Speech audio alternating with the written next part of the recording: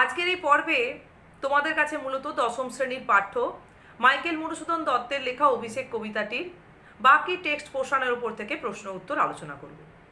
এর আগের পর্বে তোমাদের কাছে যে প্রশ্ন উত্তর আলোচনা করেছি তার বাইরেও যদি তোমাদের কোনো লাইন নিয়ে প্রশ্ন থাকে, কবিতাটির কোনো লাইন ধরে প্রশ্ন থাকে, কোনো শব্দের অর্থ বুঝতে না পারো, তাহলে কিন্তু আমাকে অতি অবশ্যই কমেন্ট বক্সে মেসেজ করতে পারো। দেখো, তোমাদের এর আগের পর্বেও বলেছি এই কবিতাটির ওপর থেকে কোনো লাইন ধরে সাজেস্টিভ কোশ্চেন দেওয়া যায় না, কেননা টেক্সট পোর্শনের গদ্য হোক পদ্য হোক যে কোনো লাইন ধরেই প্রশ্ন হতে পারে। অতএব পুরো কবিতাটার বিষয়বস্তু কিন্তু আমাদের ধারাবাহিকভাবে বিভিন্ন প্রশ্ন উত্তরের মধ্য দিয়ে মাথায় রাখতে হবে। এবার আমাদের বুঝে নিতে হবে, আমরা একটা দুটো লাইন ধরে এক একটা স্তবকে হয়তো প্রশ্ন উত্তর তৈরি করছি ঠিকই, তাহলে সেই স্তবকের মধ্যে আর কি কি লাইন রয়েছে যেগুলো ধরে প্রশ্ন এলে আমরা ওই পোর্শন থেকে উত্তরটা তুলে ধরতে পারি। আজকে দেখো, তোমাদের যে প্রশ্নগুলো দেয়া হয়েছে তার বাইরেও যদি কোনো লাইন গুরুত্বপূর্ণ বলে মনে হয়, যে কোনো লাইনই গুরুত্বপূর্ণ, সেগুলো তোমাদের কাছে আলোচনা করব। দেখো, আজকে 8 নম্বর প্রশ্নটা কি রয়েছে। কাপিলা লঙ্কা কাপিলা জলধি, লঙ্কা সহ জলধির কেঁপে ওঠার কারণ কি? তাহলে আমরা এখানে উত্তরে আগে একটু প্রসঙ্গ উল্লেখ করব। প্রমোদ কারণে রাবণপুত্র ইন্দ্রজিৎ যখন তার স্ত্রী প্রমীলা ও দাসদাসীদের নিয়ে আমোদ প্রমোদপূর্ণ জীবনযাপন অতিবাহিত করছিলেন, তখন লক্ষ্মী দেবী ইন্দ্রজিতের ধাত্রীমাতা প্রভাসার ছদ্মবেশ ধারণ করে সেখানে উপনীত হয়ে লঙ্কার দুর্যোগপূর্ণ পরিস্থিতির কথা ব্যক্ত করেন। ফলে ইন্দ্রজিৎ প্রবল ক্ষোভে ও ক্রোধে ফেটে পড়েন, নিজের সাজসজ্জা পরিত্যাগ করে নিজেকে বীরসজ্জায় সজ্জিত করে লঙ্কার উদ্দেশ্যে যাত্রা করতে প্রস্তুত হন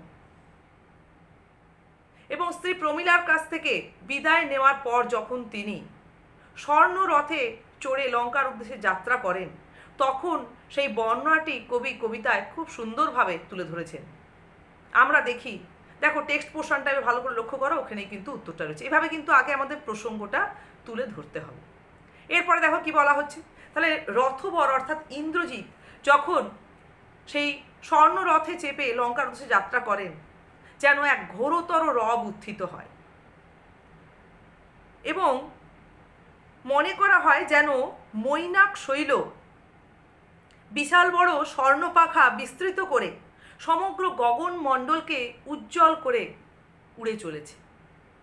ইন্দ্রজিতের সেই রথে করে যাত্রা করাকে এখানে এভাবে তুলে ধরা হচ্ছে এবং ক্রোধে ক্ষোভে ইন্দ্রজিৎ তার ধনুকের ছিলা, সিঞ্জনি অর্থাৎ ধনুকের ছিলাকে এমনভাবে আকর্ষণ করছেন এবং তার ফলে যে টঙ্কার ধ্বনি উত্থিত হচ্ছিল তা মনে করা হচ্ছে পক্ষীন্দ্র অর্থাৎ গরুড়ের গর্জনের থেকেও প্রবল বাতাস সমতুল্য হয়ে উঠেছে। এ কারণেই স্বর্ণ লঙ্কাও কেঁপে উঠেছিল এবং লঙ্কার জলধি অর্থাৎ সমুদ্র কম্পমান হয়ে উঠেছিল। এটুকুনি আমরা কিন্তু উত্তরে গুছিয়ে লিখব। এর পরের প্রশ্ন দেখো, 9 নম্বর। হেনকালে তথা দ্রুতগতি উতরিলা মেঘনাদ রথী, কোন সময় কোথায় মেঘনাদ রথী উপনীত হয়েছিলেন? দ্রুতগতির কারণই বাকি। তাহলে হেনকালে বলতে কোন সময়কে বোঝানো হচ্ছে? কোন সময়? কোথায় মেঘনাদ রথী? তার কোথায় উত্তর তো আমরা সবাই জানি, স্বর্ণ লঙ্কায় মেঘনাদ উপনীত হয়েছিলেন। আর কোন সময় উপনীত হয়েছিলেন? না, যখন লঙ্কায় রামচন্দ্রের সঙ্গে যুদ্ধে লঙ্কেশ্বর রাবণ তার পুত্র বীরবাহুকে হারিয়েছেন এবং এর পরেও আমরা কাহিনীতে দেখি যখন তিনি তার ভ্রাতা কুম্ভকর্ণকেও যুদ্ধক্ষেত্রে অসময়ে পাঠাতে বাধ্য হয়েছিলেন এবং সেই যুদ্ধক্ষেত্রে তিনি তার ভ্রাতাকেও হারান, অর্থাৎ রামচন্দ্রের হাতে কুম্ভকর্ণ নিহত হন। এরকম পরিস্থিতিতে লঙ্কার রক্ষা করার জন্য, শত্রুকে নিধন করার জন্য আর অন্য কোনো উপায় না দেখে লঙ্কেশ্বর রাবণ যখন নিজেই প্রতিশোধ স্পৃহ হয়ে বীরসজ্জায় সজ্জিত হচ্ছেন,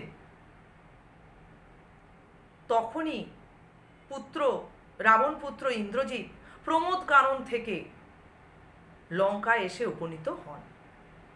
প্রশ্নটার দিকে আরেকবার ভালো করে দেখো। বলা হচ্ছে তাহলে কোন সময় কোথায় মেঘনাদ রথী উপনীত হন, এটা হলো। এবার তার দ্রুতগতি উপনীত হওয়ার, মানে খুব দ্রুত তিনি কেন উপনীত হলেন? তা মেঘনাদ বা ইন্দ্রজিৎ যখন প্রমোদ কাননে খুব বিলাসিতাপূর্ণ জীবনযাপন করছিলেন তার স্ত্রী এবং দাস দাসীদের নিয়ে, ঠিক সেই সময় লঙ্কায় যে দুর্যোগপূর্ণ পরিস্থিতি বয়ে চলছিল, এটা যখন ইন্দ্রজিৎ জানতে পারলেন, নিজের প্রতি এক প্রবল ধিক্কার ও ক্ষোভ জাগ্রত হলো তার মনে মনে। সেই দুর্যোগপূর্ণ পরিস্থিতিতে যখন তার লঙ্কায় উপনীত হওয়া উচিত ছিল, উপস্থিত থাকা উচিত ছিল, তখন তিনি থাকতে পারেননি।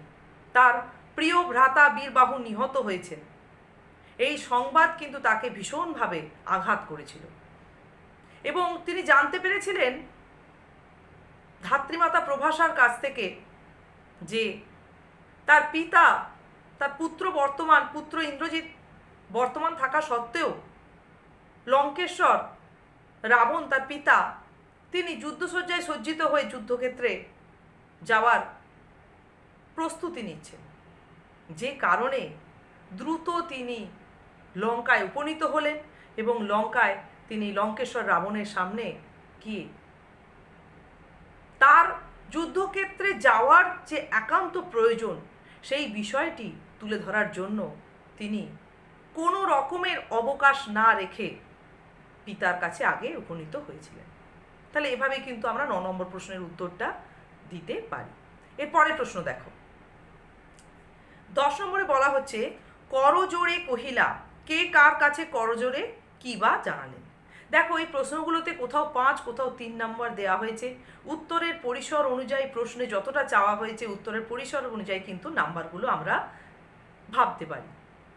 তা এই প্রশ্নের যদি 3 নম্বরও থাকে তাহলে কিন্তু আমাদের উত্তরটা সেভাবে সংক্ষেপে উপস্থাপন করতে হবে। তাহলে এর পরের প্রশ্নে জানতে চাওয়া হচ্ছে কে কার কাছে করজোড়ে কি বা জানালেন। তাহলে এখানে তো আমরা পরিষ্কার প্রশ্ন দেখে বলতেই পারি যে কবিতাটিতে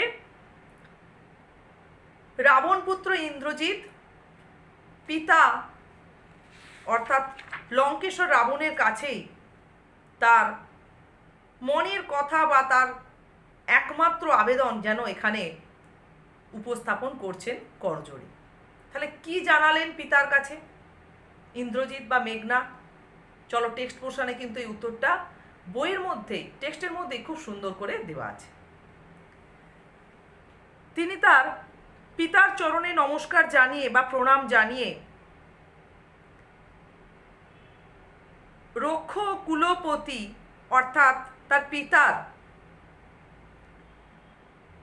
কাছে তার আবেদন রেখেছেন বা তার বিষয়ও তিনি কিছুটা প্রকাশ করেছেন যে কি করে যাকে তিনি নিসারণে হত্যা করেছিলেন রামচন্দ্রকে, তিনি পুনরায় জীবিত হয়েছেন। কিন্তু একবার যদি তিনি পিতার কাছ থেকে আদেশ প্রাপ্ত হন তাহলে তিনি সেই শত্রুকে, সেই নীচকে, পামর অর্থাৎ নীচকে সমূলে নির্মূল করতে পারেন। তার ওপরে এমন করে তিনি সরানল বর্ষণ করবেন তাকে যেন ভস্মীভূত করা যায়, বা তার উপরে, শত্রুর ওপরে এমন করে তিনি বায়ু অস্ত্র প্রয়োগ করবেন যে তাকে যেন তিনি উড়িয়ে নিয়ে আসতে পারেন।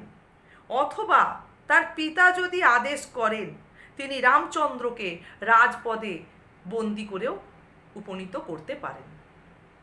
তাহলে করজোড়ে এই আবেদন বা এই মিনতি এখানে ইন্দ্রজিৎ তার পিতা লঙ্কেশ্বর রাবণের কাছে রেখেছিলেন। এরপরে প্রশ্ন দেখো, 11 নম্বর প্রশ্নে বলা হচ্ছে উত্তর করিলা তবে স্বর্ণ লঙ্কাপতি। লঙ্কাপতি উত্তরে কার কাছে কি বা জানালেন।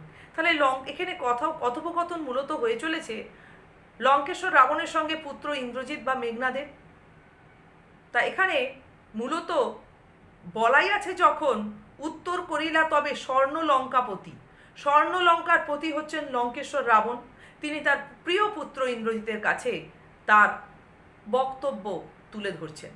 তার কি তুলে ধরছেন টেক্সট পোর্শনে দেখি চলো। যে তার পুত্রকে তিনি রাক্ষস কুলের শেখর বলে পরিগণিত করছেন এবং রাক্ষসকুলের একমাত্র ভরসা বলে মনে করছেন ইন্দ্রজিৎকে। তাই এই কাল সমরে অর্থাৎ যুদ্ধক্ষেত্রে যেভাবে লঙ্কেশ্বর রাবণ একে একে তার প্রিয় পাত্রদের হারাচ্ছেন, তার পুত্র ভ্রাতা সবাইকে তিনি হারাচ্ছেন, তাতে তার সেই প্রিয় পুত্র বা রাক্ষসকুলের ভরসা ইন্দ্রজিৎকে যুদ্ধক্ষেত্রে পাঠানোর মতো কোনো ইচ্ছাই নেই। এমনকি লঙ্কেশ্বর রাবণের মনের মধ্যে একটা বিশ্বাস জন্মেছে যে তিনি মনে করছেন সেই পরিস্থিতিতে তার প্রতি তার ভাগ্য বিরূপ হয়েছে। তা না হলে যে ধরনের অলৌকিক ঘটনা বা যে ধরনের অবাস্তব ঘটনা বারবার সংঘটিত হয়ে চলেছে সেটা কখনোই সম্ভব নয়। তিনি তুলে ধরছেন যে জলের ওপর শিলা ভাসমান অবস্থায় রয়েছে, বা মৃত্যুর পরেও আবার পুনরায় জীবিত হয়ে যুদ্ধক্ষেত্রে যুদ্ধ করছেন। এ ধরনের আশ্চর্য বা এ ধরনের অবাস্তব বা অসম্ভব বিষয় এর আগে কখনোই তিনি পর্যবেক্ষণ করেন। তাহলে এভাবেই আমরা দেখব যে প্রশ্ন যেটা ছিল যে লঙ্কাপতি রাবণ তার প্রিয় পুত্র ইন্দ্রজিতের কাছে তার যুদ্ধক্ষেত্রে যাওয়ার, ইন্দ্রজিতের যুদ্ধক্ষেত্রে যাওয়ার জন্য আদেশ প্রার্থনার যে আবেদন, তার উত্তরে এ ধরনের মন্তব্য তুলে ধরেছেন। মোট কথা আমরা যেটা বুঝতে পারলাম যে লঙ্কেশ্বর রাবণ তার পুত্র ইন্দ্রজিতের করজোড়ে মিনতিতে এখানে সম্মতি প্রদান করতে দ্বিধাবোধ করছেন। তিনি খোলা মনে বা খুব প্রসারিত মনে তার পুত্রকে যুদ্ধক্ষেত্রে পাঠাতে প্রস্তুত হতে পারছেন না। এরপরে প্রশ্ন দেখো, 12 নম্বরের প্রশ্নে বলা হচ্ছে দেহ আজ্ঞা মোরে কে কার কাছে কেন আজ্ঞা প্রার্থনা করেছেন। তাহলে এই প্রশ্নের উত্তরে আমরা বলতে পারি যে এখানে রাবণ পুত্র ইন্দ্রজিৎ লঙ্কেশ্বর রাবণের কাছে আজ্ঞা প্রার্থনা করেছেন। এখানে কিসের আজ্ঞা প্রার্থনা করেছেন যদি বলা হতো তাহলে আমরা পরিষ্কার এক কথায় বলে ফেলতাম যে যুদ্ধক্ষেত্রে অর্থাৎ লঙ্কেশ্বর রাবণের সঙ্গে যে শ্রীরামচন্দ্রের যুদ্ধ চলছিল, যে কাল সমর লঙ্কার বুকে সংগঠিত হয়ে চলেছিল বা উপনীত হয়েছিল, সেই যুদ্ধে যাওয়ার জন্যই এখানে আজ্ঞা প্রার্থনা করছেন। তাই এখানে প্রশ্নটা ভালো করে লক্ষ্য করো যে কে কার কাছে কেন আজ্ঞা প্রার্থনা করছেন, কেন, কোথায় যাওয়ার জন্য নয়, কেন আজ্ঞা প্রার্থনা করছেন। তাহলে এই আজ্ঞা প্রার্থনা করার পেছনে একটা কারণ তো নিশ্চয়ই রয়েছে। তাই এখানে ইন্দ্রজিৎ, রাবণপুত্র ইন্দ্রজিৎ, তার মধ্যে একটা ভাবনা কাজ করছে যেটা অবাস্তব নয়, একদম বাস্তবসম্মত, যে পুত্র বর্তমান থাকতে থাকতে লঙ্কেশ্বর রাবণকে যুদ্ধক্ষেত্রে যেতে হচ্ছে বীরসজ্জায় সজ্জিত হয়ে, শত্রু নিধনের জন্য, প্রতিশোধ গ্রহণের জন্য, প্রিয় পুত্র ভ্রাতার মৃত্যুর প্রতিশোধ গ্রহণের জন্য। টেক্সটে দেখো ভালো করে যে ইন্দ্রজিৎ মনে করেছেন এরকমই যদি বিষয় সংঘটিত হয় যে ওই সামান্য মানব রামচন্দ্রের প্রতি ভীত সন্ত্রস্ত হয়ে লঙ্কেশ্বর রাবণ তার পুত্র ইন্দ্রজিৎ, যাকে তিনি রক্ষপুরীর একমাত্র ভরসা বা শেখর বলে তিনি মনে করেন, তাকে যদি পাঠাতে দ্বিধাবোধ করেন যুদ্ধক্ষেত্রে, আর তিনি নিজেই যদি রণশয্যায় সজ্জিত হয়ে যুদ্ধক্ষেত্রে যান, তাহলে স্বর্ণলঙ্কা কলঙ্কিত হবে এবং সেই কলঙ্ক সারা জগতে ঘোষিত হবে। আর এই কারণে কিন্তু মেঘবাহন হাসবেন, অর্থাৎ এই বিষয়টি একটা হাসির বিষয় হয়ে উঠবে যে পুত্র বর্তমান থাকতে লঙ্কেশ্বর রাবণকে যুদ্ধসজ্জায় সজ্জিত হয়ে যুদ্ধক্ষেত্রে যেতে হচ্ছে। এমনকি অগ্নিদেবতাও রুষ্ট হবেন। ইন্দ্রজিৎ আবার তার পিতার কাছে কিছুটা মিনতির সুরেই বা কিছুটা আদেশ পাওয়ার কারণেই বা আদেশ পাওয়ার জন্যই জানাচ্ছেন যে এর আগে দুবার তিনি রামচন্দ্রকে হারিয়েছেন, আর একবার যদি তার পিতা তাকে আজ্ঞা দেন তাহলে তিনি আর রামচন্দ্রকে কোনোভাবেই জীবিত ছাড়বেন না, বা কোন ঔষধে বা কিভাবে রামচন্দ্র এইবারে ইন্দ্রজিতের কাছ থেকে আবার প্রাণ ফিরে, তার আঘাতের পরেও প্রাণ ফিরে পেতে পারেন কোন মহৌষধের জোরে, এটা তিনি দেখে নিতে চাইছেন। আর এই আজ্ঞাই তিনি প্রার্থনা করছেন তার পিতার কাছে, লঙ্কেশ্বর রাবণের কাছে, বা এভাবেই লঙ্কাকে কলঙ্কমুক্ত রাখার জন্য বা করার জন্য যে নিচের সঙ্গে, যে পামরের সঙ্গে যুদ্ধ সংগঠিত হয়ে চলেছে, লঙ্কার ক্ষেত্রে যে কাল সমর উপনীত হয়েছে, সেই দুর্যোগপূর্ণ পরিস্থিতিকে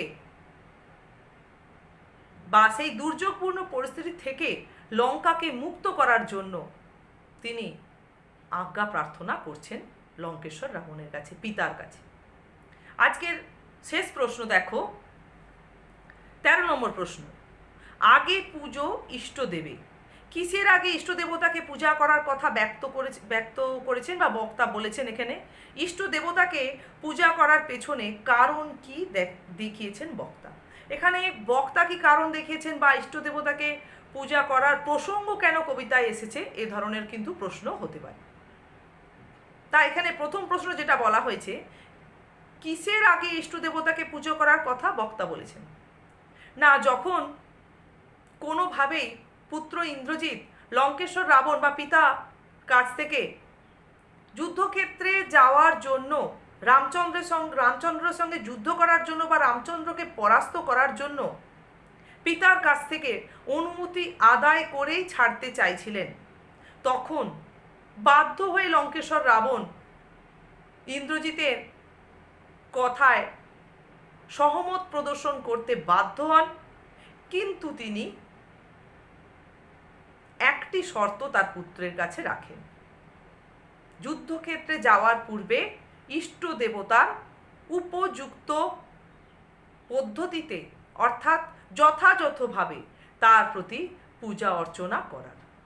তাহলে এখানে মূলত যুদ্ধক্ষেত্রে রামচন্দ্রের সঙ্গে যুদ্ধ করার বা যুঝে নেওয়ার আগেই ইষ্ট দেবতাকে পুজো করার কথা ব্যক্ত করেছেন এখানে লঙ্কেশ্বর রাবণ।